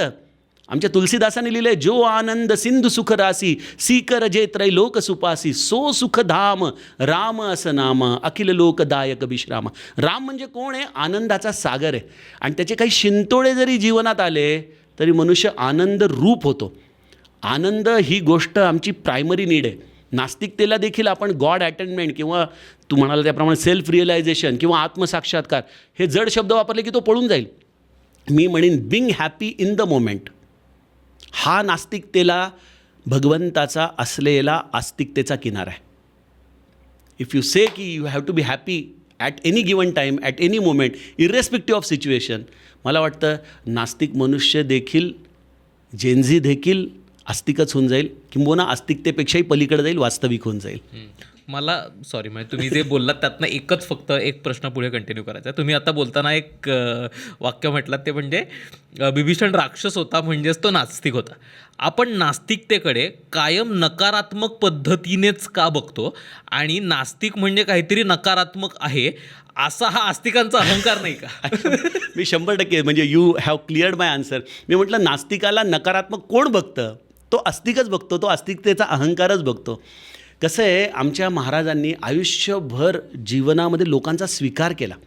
ते काय म्हणाले, मी माझ्याकडे आलेलामध्ये श्रीमंत गरीब बघितला नाही, गरीब अडाणी विद्वान बघितला नाही, लहान थोर बघितला नाही, मी त्याच्यामध्ये माझा राम बघितला. संतांनी काय केलं ना, आयुष्यभर स्वीकार केला.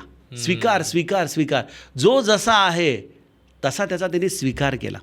त्यामुळं नास्तिकतेच्याबद्दल नाकं मुरडण्याची ॲबिलिटी ही संतांमध्ये नाही. संत कधीच नास्तिकतेला, मी एक छान गोष्ट सांगतो. आमच्याकडं महाराजांच्याकडे एक दुसंगे नावाचा मुलगा होता राहायला. आता ही कथा तुम्ही ऐकाल तर तुम्हाला देखील आश्चर्य वाटेल. हा मोलकर्णीचा मुलगा होता आणि ती मोलकरीण वारली आणि अत्यावस्था असताना तिने महाराजांना सांगितलं माझ्या पोराला सांभाळा. महाराजांनी त्या मुलाला आपल्याजवळ ठेवून घेतलं. महाराजांची सेवा करायचा, राहायचा. पण संताच्या दारात राहूनही ह्याला वेश्यागमनाचं व्यसन लागलं, बाहेरख्याली झाला. आता संताच्या लक्षात यायला काही वेळ कमी लागतो का? महाराजांच्या लक्षात आलं. एक दिवशी एकादशीचं रात्रीचं भजन चाललं होतं.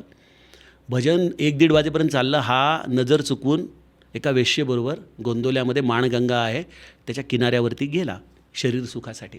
भजन संपल्यानंतर महाराजांच्या लक्षात आला की हा कुठंतरी गेला आहे. त्या अवस्थेमध्ये या संताने एक मशाल हातात घेतली. कोणालाही बरोबर घेतलं नाही, कारण की त्याला माहिती होतं की हा कुठं गेला आहे. ते तिथं गेले. पहाटेचे 3-4 वाजले होते. थंड हवा सुटली होती.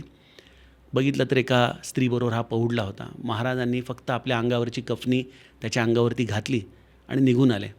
पहाटे हा उठला. त्याच्या लक्षात आलं, अरे बापरे, महाराजांची कफनी म्हणजे महाराज येऊन गेलेले दिसतात इथं. आणि मग तो स्नान केलं आणि महाराजांच्या दरवाजाच्या बाहेरून उभा राहिला. आता एकादशी उशिरापर्यंत चालल्यामुळं महाराज आवरून वगैरे यायला बाहेर उशीर झाला. बाहेर उभा होता जप करत. महाराजांनी फक्त बघितलं त्याच्याकडं आणि म्हणाले आता 13 कोटी जप करूनच मुख दाखवा बरं का मला. कुठेही त्याची वाच्यता नाही, कुठेही त्या माणसाला दूषणं देणं नाही. मी असा विचार करतो की ह्या ठिकाणी जर एखादा आस्तिक माझ्यासारखा माणूस असता तर त्याला एक तर लाथा घातल्या असत्या, सगळ्या गावाला जागं केलं असतं, ढोल बडवला असता आणि म्हणाला असता बघा काय माणूस आहे. पण जो संत वृत्तीचा असतो, जो समर्थ वृत्तीचा असतो ना, तो फक्त स्वीकार करणं जाणतो. आणि मग त्या माणसाचा देखील त्यांनी कायापालट केला आणि त्याला देखील भगवंताचे दर्शनापर्यंत आणलं. बघा आपण वाल्याचा वाल्मिकी झाला हे सहज बोलत राहतो, पण हू कॅन डू वाल्याचा वाल्मिकी? त्याच्यासाठी कोणतरी देवर्षी नारद जीवनात असावा लागतो, सद्गुरू असावा लागतो. आणि तो सद्गुरूच आमचा वाला. आम्ही पण वाल्याच आहोत एक प्रकारे. आम्ही देखील घुसखोरीच करतोय ना. जी सुखं माझी नाही तीच ओढण्याचा प्रयत्न करतोय, जे माझं नाही ते मिळवण्याचा प्रयत्न करतो. ही घुसखोरी नाही तर काय? आणि आम्ही त्याला छान लेबल देतो. काय करायचं? प्रपंच आहे ना, चालवायलाच पाहिजे. तुम्ही कधी विचारा जाऊन की माझ्या पापात तुम्ही होणार आहे का वाटेकरून? कोणी होत नाही वाटेकरी. पण आम्ही आमच्या पद्धतीने या सगळ्या गोष्टींना छान अशी गोड लेबल लावून त्याच्यामध्येच रमणं भाग पाडतो. पण तो वाल्या वाल्मिकी झाला, ह्यामध्ये देवर्षी नारद हे सद्गुरू तत्व कारणीभूत, हे लक्षात घेतलं पाहिजे.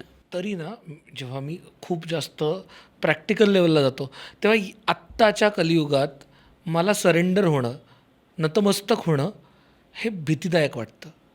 देवापुढे नाही म्हणत आहे मी, इन जनरल. कारण जर आत्ताच्या ह्याच्यात मी सगळ्या गोष्टी सोडून दिल्या तर मी तरेन का, हा मला एक व्यावहारिक प्रश्न वाटतो. कारण इथे मी जरा वीक पडायचा अवकाश, माझ्या नरड्यावरती पाय देऊन कोणीतरी पुढे जायला माझ्या मागे थांबलं आहे. जर मी त्याला धक्का मारून पुढे नाही गेलो तर मी जाणार नाही किंवा ॲटलिस्ट मी तरणार नाही, ही सतत भीती आहे. कारण आजूबाजूला एवढी कॉम्पिटिशन आहे, एवढ्या गोष्टी आहेत आणि दिसतं की मी सिग्नलला थांबलो तर मागचा मला शिव्या घालून जातो. ह्याच्यात माझ्या अननेसेसरी काही कारण नसताना माझ्या आईचा धावा होतो. का तर मी रूल्स पाळले. मी टॅक्स भरतो तर मलाच त्रास होतो, मलाच खड्डे लागतात. आणि जो टॅक्स चोरून लोन न फेडता जगाच्या बाहेर निवांत छान बीचवर जाऊन बसतो. म्हणजे मी जे काही आपले एथिक्स आहेत, जे काही एक ठरलेल्या गोष्टी आहेत त्या पाळतो, त्याचा मलाच त्रास होतो. मग मी सरेंडर कसं करायचं? कारण ज्यांनी सरेंडर नाही केलं, ज्यांनी या सगळ्यांचा ऱ्हास केला, ज्यांनी ह्याला फाटा मारला, तो सुखी आहे आणि मी हे करतोय आणि मी सगळ्यात जास्त दुःखी आहे. नाही, याचं उत्तर मी देताना मला वाटतं मागचे आपले काही एपिसोड्स आहेत त्याचे रेफरन्स आपल्याला घ्यावे लागतील. But the answer is simple. Spirituality ही खूप वैयक्तिक गोष्ट आहे, खूप माझी पर्सनल गोष्ट आहे ती. ही जोपर्यंत मी जगाच्या फुटपट्टीने मोजायचा प्रयत्न करेन ना, तोपर्यंत मला त्रास आहे की मी असा वागलो तर काय होणार, जगाकडून काय येणार. त्यामुळं पहिली गोष्ट की सरेंडरशिप करत असताना जगाच्या रेफरन्सने तुम्ही सरेंडरशिप कधीच करू शकणार नाही. हा पूर्णपणे तुमचा वैयक्तिक भाग आहे. आता सरेंडरशिप करताना भीती वाटते, हा तुझा दुसरा प्रश्न होता. भीती वाटायची खरं काही गरज नाही आहे. कसं आहे की अगदी आपण लहानपणीचं उदाहरण घेऊयात की एखाद्याचे वडील जर पहिलवान असतील आणि त्याच्या मुलाशी जर लहानपणी आपलं भांडण झालं आणि जर तो म्हणाले मी माझ्या वडिलांना घेऊन येतो, तर आपण अरे बाबा त्याचे वडील डेंजर आहेत बरं का, ते त्याच्या नादी नका लागू, म्हणून त्या मुलाला आपण कधी वाटेलाच जात नाही. हे उदाहरण का मी सांगतो आहे, कारण सरेंडरशिप म्हणजे रामाचं होणं आहे. तो माझा मायबाप आहे. आणि तो कोण आहे? तो सगळ्या जगाचा नायक आहे. तो संपूर्ण सृष्टीचा नायक आहे. सगळं बल त्याच्याजवळ आहे. प्रॉब्लेम काय आहे ना, की आमची सरेंडरशिप आस्तिकतेमधून येते आणि आस्तिकता ही नेहमीच चलबिचल असते. आमची आस्तिकता सबस्क्रिप्शनची आहे. एक्सपायर होते लगेच. म्हणजे मी काल देवासमोर उदबत्ती लावली तर ती आज संध्याकाळी 7 वाजेपर्यंतच व्हॅलिड असं मला वाटतं. नाही, त्यामुळं सरेंडरशिप जेव्हा होते ना, आता आम्ही पण म्हणजे मी काही फार पोचलेलो आहे किंवा मला काही झेपलेलं आहे असं काही नाही, पण माझ्या जीवनात देखील आता since I am in business, माझ्याकडे 100-150 कामगार आहेत, अनेक घटना अवतीभोवती घडत असतात. लोखंडाचा बिझनेस असल्यामुळं छोटे मोठे ॲक्सिडेंट म्हणा किंवा अशा गोष्टींचं भीती सतत मनाला ग्रस्त करत असते की काय करणार, कसं होणार. पण या सगळ्याचं उत्तर आहे ना, एक निश्वास टाकून माझ्या मागं राम आहे ना माझा, तो बघेल. मी म्हणतो तुमच्या प्रत्येक गोष्टीमध्ये रामाने तुमच्याच मनासारखं करावं असं नाही आहे, पण ह्यामध्ये तो तुमची भीती मात्र 100% काढून टाकतो. आलेल्या प्रसंगाच्या वेळेला देखील सामोरं जाताना न जाणे कुठून धैर्य येतं तुमच्यामध्ये. त्या प्रसंगी तुम्ही इतके स्टेबल असता. ह्या सगळ्या गोष्टी मी अनुभवाने सांगतो. म्हणजे सरेंडर करणं म्हणजे परिस्थिती फेस न करणं का आहे माझ्या पाठीशी कोणीतरी. प्रसंग येतानाच परमार्थाची परीक्षा असते. जिलेबीन लाडू खाऊन परमार्थाची परीक्षा होत नाही. त्या प्रसंगाच्या वेळेला त्या माणसाचा कस लागतो. आणि बरं, कित्येकदा काय होतं, माणसं शांत बसतात, आपण पारमार्थिक आहोत म्हणून पुन्हा आस्तिक, की अरे हे असं कसं चालेल, पण आतमध्ये बॉईलअप झालेले असतात, ब्लड प्रेशर वाढलेलं असतं. आता आमच्या महाराजांचंच पुन्हा उदाहरण देतो की महाराजांचं एकदा 2 मोलकरणींचं काहीतरी भांडण झालं आणि ते महाराज सोडवायला गेले, तर काहीतरी बोलता बोलता बाचाबाची होऊन इतकं भांडण झालं सुरू की महाराज अगदी मोठ्या पट्टीमध्ये त्यांना रागवू लागले. तर त्यांचे एक सेवक होते, म्हणाले महाराज तुम्ही नका चिडू, एवढं तुमची कानशिलं लाल झाली आहेत, डोळे लाल झाले आहेत, तर तुम्ही नका, मी करतो म्हणे. तर महाराज त्यांच्याकडे फक्त वळतात आणि हसून म्हणतात, भाऊसाहेब तुम्ही ह्याच्यात पडू नका, हा राग सगळा गळ्याच्या वरचा आहे. म्हणजे इतके रागावरती नियंत्रण आणून त्या सिच्युएशनमध्ये ड्रामा करता येणं, हे या संतांचं फार छान. आज काय होतं ना, की हे रंग आमच्यावरती सगळे स्वार होतात. मग राग असो, काम असो, क्रोध असो, मद असो, लोभ असो. मला वाटतं उदाहरण दिलं की मला माहीत नाही, आपल्या घरामध्ये तिखटा मिठाची पाळी असतात बघा, आणि गृहिणी काय करते की फोडणी करताना छान मोहरी टाकेल, हिंग टाकेल, हळद वगैरे वगैरे जे काय असेल त्या फोडणीसाठी, ते सगळे आपल्या जीवनात देखील ना हे असे सगळी पाळी भरून विकार असतात बघा. आणि या विकारांची फोडणी देऊन ना जीवनाला मस्त चव आणायची असते आपल्याला. आमचा प्रॉब्लेम काय होतो, तिखटा तू एवढा तिखट काय आहेस रे, मोहरी तू एवढी कडू काय आहेस, हिंग तू एवढा तुरट काय आहेस, तू थोडा गोड हो ना. आपण त्यांना बदलायला जातो. म्हणजे थोडक्यात काय, की तुम्हाला या विकारांवरती स्वामित्व मिळवता यायला पाहिजे. आज तुझ्या ऑफिसमध्ये कोणी चुकलं तर अरे मी रागवायचं नाही बरं का, मी पारमार्थिक आहे, मी आस्तिक आहे, मी रागवा, पण त्यानंतर लगेच त्याच्या खांद्यावरती हात ठेवून तुम्हाला बोलता येत असेल तर तुम्ही जिंकला. काय होतं, आपण वस्तूवर चिडतो आणि राग व्यक्तीवर धरतो, होय की नाही. प्रॉब्लेम वस्तूशी आहे ना, ऑब्जेक्टशी आहे, की बाबा तुझा एक्सेलमध्ये फॉर्म्युला चुकला, कळत नाही का तुला. So we have got a problem with that particular task. पण अरे तो ना तो तसाच आहे, हा लेबल आपण त्याच्याबरोबर लावतो. परमार्थ काय देतो तुम्हाला, त्या ठिकाणी तो वस्तुनिष्ठ ॲप्रोच देतो की ते अरे बाळा हे असं नाही बरं का, असं करायचं, पुन्हा नको करू बरं का, चुकू नकोस. ह्या पद्धतीने व्यक्ती वेगळी राहिली, त्याची चूक वेगळी राहिली. अशा पद्धतीने तुम्हाला रामराया तुमच्या जीवनामध्ये विकारांवरती स्वामित्व मिळवून देतो. सर, सांसारिक वादात हे कसं आणायचं? कारण का सासू सुनेची भांडणं असतील, घरातली भांडणं असतील, आईवडिलांसोबतचे वाद असतील, भावासोबतचे वाद असतील, इथे हे तत्व अप्लाय कसं करायचं मला अजून झेपत नाही. वाद होऊ द्यात, भांड्याला भांडं लागतंच. घर म्हटल्यानंतर आपले काही आश्रम आहेत आणि इनफॅक्ट आजकाल आश्रमांमध्ये जास्त भांडण होतं. त्यामुळं घर आहे, भांड्याला भांडं लागणार. आईवडिलांचं, मुलाचं, बापाचं, भावाभावांचं, सगळ्यांची भांडणं होऊ शकतात. पारमार्थिक माणसाने या गोष्टींकडे कसं बघावं? पहिली गोष्ट, तुम्हाला जे सांगायचं आहे ते योग्य शब्दामध्ये तुम्ही सांगण्याचा प्रयत्न करावा. दुसरी गोष्ट, कुठल्याही भांडणाचा शेवट रात्री झोपण्याच्या आधी करावा. व्हॉट एव्हर मे हॅपन, नवरा बायको तसंच रात्रभर भांडण घेऊन झोपू नका. त्याचा त्रास केवळ तुमच्या पचनसंस्थेला होतो, तुमच्या दुसऱ्या दिवसाच्या कार्यक्षमतेवरती होतो, आणखीन रिलेशन स्ट्रेन करण्यामध्ये होतो. तिसरी गोष्ट एक लक्षात घ्या, जो माफी मागतो ना तो माफ करणाऱ्यापेक्षा मोठा असतो. त्यामुळं भांडण झालं, मला असं वाटतं, पण मी कदाचित 2 शब्द तुम्हाला जास्त बोललो तर मला क्षमा करा, माझा असा हेतू नव्हता, पण तुम्ही मोठ्या मनाने मला माफ करा. समर्थ आमचे वंदन भक्तीमध्ये सांगतात की आपण साधूला वंदन केलं की सगळी जबाबदारी साधूकडे लागते. वंदन भक्तीमध्ये समर्थांनी नमस्काराचं महत्त्व सांगितलं. आज आपल्या घराघरांमध्ये आईवडिलांना नमस्कार करण्याची पद्धतच गेली आहे.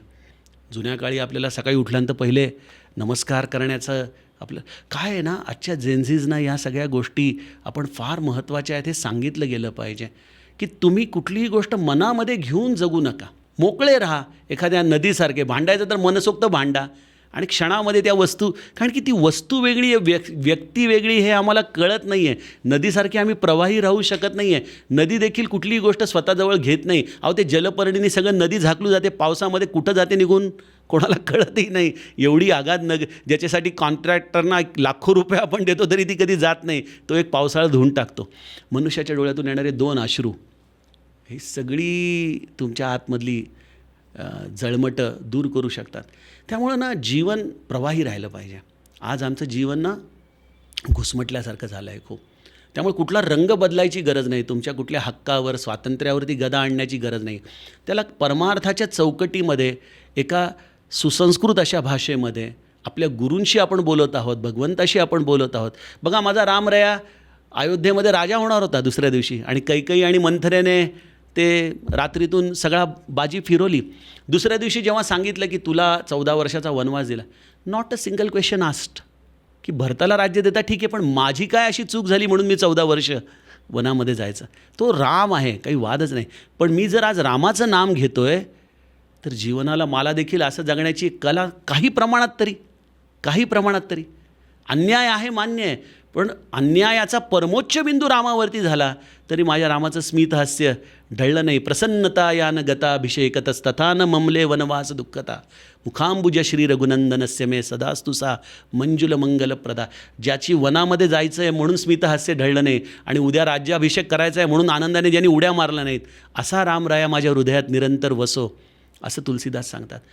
मला वाटतं की तुम्ही आस्तिक होताना ह्या गोष्टीला मनामध्ये घट्ट धरा की मी ज्याची उपासना करतो तो राम कोण आहे आणि सगळा परमार्थ काय आहे, त्या रामाला आपल्या जीवनात उतरवण्याचा आहे. ज्याला त्या रामाला जीवनात उतरवता येतं ना, तो या सगळ्या वादांच्या पलीकडे जातो. त्याला वादच उरत नाही जीवनात काय. खरं सांगू का, म्हणजे जेन्युनली हा प्रश्न आहे, का व्हायचं राम, मी त्याग करायचा, का मी अन्याय सहन करायचा. म्हणजे राम हे खूप आयडियलिस्टिक, म्हणजे रामरायांनी पण मला सांग, नाही सहन करून तुम्हाला काय मिळतंय? Are you in a position to change? Mostly no. In fact it is no always. कारण काय आहे की तुम्ही जे काही हक्काने मागून घेताय ना, ते कोणी ना कोणीतरी ओरबडायला बसलेलंच असतं पुढं. पण याचा अर्थ काही मागायचंच नाही का? नाही, मागा ना, तुम्ही जरूर मागा. आमच्या समर्थांनी फक्त रामाकडेच मागितलं, मज न कळे ते दे रे राम, मला जे कळत नाही तेही तूच दे बाबा, माझं सगळं भांडण तुझ्याशी आहे. आस्तिकतेच्या पलीकडं परमार्थ आहे हो. तुम्ही त्या तत्वाला घट्ट धरून राहा. जे काही बोलायचं आहे, जे काही करायचं आहे त्याच्याशी करा. मग तिथं तुम्हाला ना कर्मकांड ना काही, कारण की तो आणि तुम्ही दोघंच जण आहात. आमच्या गोंदवल्याला ना आम्ही दररोज फुगड्या खेळतो उपासना झाल्यानंतर. तर गोविंद राधे गोविंद म्हणत आम्ही फुगड्या खेळतो. तर त्या फुगड्यांमध्ये काय होतं, 2 जण असतात आणि मला स्वतःला खूप आवडते फुगडी खेळायला. मी खूप जोरात खेळतो आणि ते जोरात खेळत असताना ना एका टप्प्यावरती सगळं पांढरं शुभ्र होऊन जातं, काहीच दिसत नाही. तो आणि मी फक्त 2 जण राहतात. मला असं वाटतं परमार्थ हा असा आहे की एकदा त्या भगवंताच्या हातात हात दिला ना की तुमच्या दोघांची फुगडी झाली पाहिजे. सगळं दृश्य जग नाहीसं झालं पाहिजे आपलं, की काहीच राहत नाही. मग तल्लीन, आणि ती तल्लीनता खूप पर्सनल आहे, खूप वैयक्तिक आहे. ही काही गर्दीमध्ये, भाऊगर्दीमध्ये तुम्ही त्या पौर्णिमा केल्या किंवा तुम्ही त्या मंदिराच्या लाईनमध्ये चेंगराचेंगरी करून दर्शन घेतलं म्हणून मिळत नाही. ती खूप पर्सनल आहे. तुम्हाला आतमध्ये तुमच्या स्वतःच्या उतरूनच मिळवावी लागते आणि तिथं परमार्थ आहे सगळा. क्या बात आहे. मला वाटतं खूप चांगल्या पॉईंटपर्यंत आता आपण गेलो आहे की मुळात आस्तिक म्हणजे काय, मुळात नास्तिक म्हणजे काय, या अगदी टोकापर्यंत आलो आहे. अगदी छोटासा शेवटी रॅपिड फायर आहे. देव की धर्म? देव आणि धर्म या एकाच नाण्याच्या बाजू आहेत. कारण की रामो विग्रहवान धर्मा, राम हा धर्माचं स्वरूप आहे. तुम्ही रामाची भक्ती करता तेव्हा धर्म हा स्वाभाविकपणे तुमच्या जीवनात येतो. कर्म की नशीब? कर्म का नशीब? बरं, चांगला इंटरेस्टिंग प्रश्न आहे. नाही, मी कर्मप्रधान माणूस आहे. नशिबाला आमच्या समर्थांनी कधीच मान्यता दिली नाही. श्रद्धा की तर्क? श्रद्धा आणि तर्क हे ऑपोजिट आहेत. जिथं तर्कवाद संपतो तिथं श्रद्धा सुरू होते. प्रेमामुळे श्रद्धा की भीतीमुळे श्रद्धा? प्रेमामुळे श्रद्धा असली पाहिजे. भीतीने श्रद्धा ही कधीच उपयोगाची नाही. प्रश्न विचारणारा की विश्वास ठेवणारा? प्रश्न विचारणारा अधिक योग्य आहे. कारण प्रश्न पडले पाहिजेत परमार्थामध्ये. काय आहे, आपण लहानपणापासून ते टोपीवाला आणि माकडाची गोष्ट ऐकली बघा. यांनी टोपी टाकली म्हणून त्यांनी टाकली. तसे कॉपी पेस्टनी परमार्थ होत नाही. चमत्कार की प्रयत्न? प्रयत्नच. चमत्कारासाठी संत नसतात. चमत्कार हा जीवनामध्ये आपोआप घडतो. अगदी शेवटचा, विज्ञान की अध्यात्म? जिथं विज्ञान संपतं तिथून अध्यात्म सुरू होतं. कारण विज्ञानाची परिसीमा आहे तुमचा तर्कवाद, आणि त्या तर्कवादाच्या पलीकडे श्रद्धेचा प्रांत सुरू होतो, जो विज्ञानाने मोजता येऊ शकत नाही. त्यामुळे अर्थातच अध्यात्म. खूपच मजा आली सर. एक वेगळ्या पर्स्पेक्टिव्हने आस्तिकतेकडे कसं बघायचं, नास्तिकतेकडे कसं बघायचं हे खरं तर कळलं. आणि जे लोक बघतायत, सरांनी प्रोड्यूस केलेला, निर्मिती केलेला समर्थ हा सिनेमा लवकरच 14 ऑगस्टपासून 14 ऑगस्टपासून सिनेमागृहांमध्ये येतो आहे. तर कायमच तुमच्यासोबत गप्पा मारायलाही फार मजा येते, पण हा सिनेमासुद्धा बघूयात. म्हणजे त्यातनं काय अर्थानं अध्यात्म आणि समर्थांबद्दल सांगितलं हे बघायला आम्हाला नक्की आवडेल. क्या बात आहे. Thank you so much. खूप मजा आली मला पण. आणि तुमचे प्रश्न ना खरोखर इतके तिरके असतात की मला वाटतं म्हणजे बऱ्याबल्यांच्या तुम्ही विकेट काढत असाल याची मला खात्री आहे. पण माझ्या मागं माझा गुरु राया असल्यामुळं मला भीती नाही. पण मला वाटतं की it was a wonderful discussion. आणि आस्तिक आणि नास्तिक मला वाटतं ह्या फ्रेजमध्ये तुम्ही जो मांडण्याचा प्रयत्न केला खरोखर प्रशंसनीय आहे. So all the best to team अमुक तमुक. थँक्यू. आणि त्यालाच एक जोडून फक्त पुढे म्हणतो की बऱ्याचदा आमच्याकडे वेगवेगळ्या विषयांवरती गप्पा मारणारी माणसं असतात, पण इतक्या मोकळेपणानं या पद्धतीच्या प्रश्नांची उत्तरं देणारे फार कमी असतात. त्याच्यामुळे तुम्हाला परत परत बोलून या असे कोंडीत टाकणारे प्रश्न विचारायला आम्हाला आवडतात, कारण तुम्ही ते छान त्याची उत्तरही देता. आणि भीती वाटत नाही. It's my pleasure. मला खूप आवडतं आणि मलाही जरा तरुण झाल्यासारखं वाटतं तुमच्याबरोबर. तुम्हाला हा आजचा एपिसोड कसा वाटला नक्की कळवा. सिनेमागृहांमध्ये 14 तारखेपासून समर्थ लागणार आहे, तर तोही जाऊन बघा. आणि तुमचा जो काही अभिप्राय असेल तो खाली कॉमेंट्समध्ये राहायला विसरू नका. धन्यवाद. थँक्यू.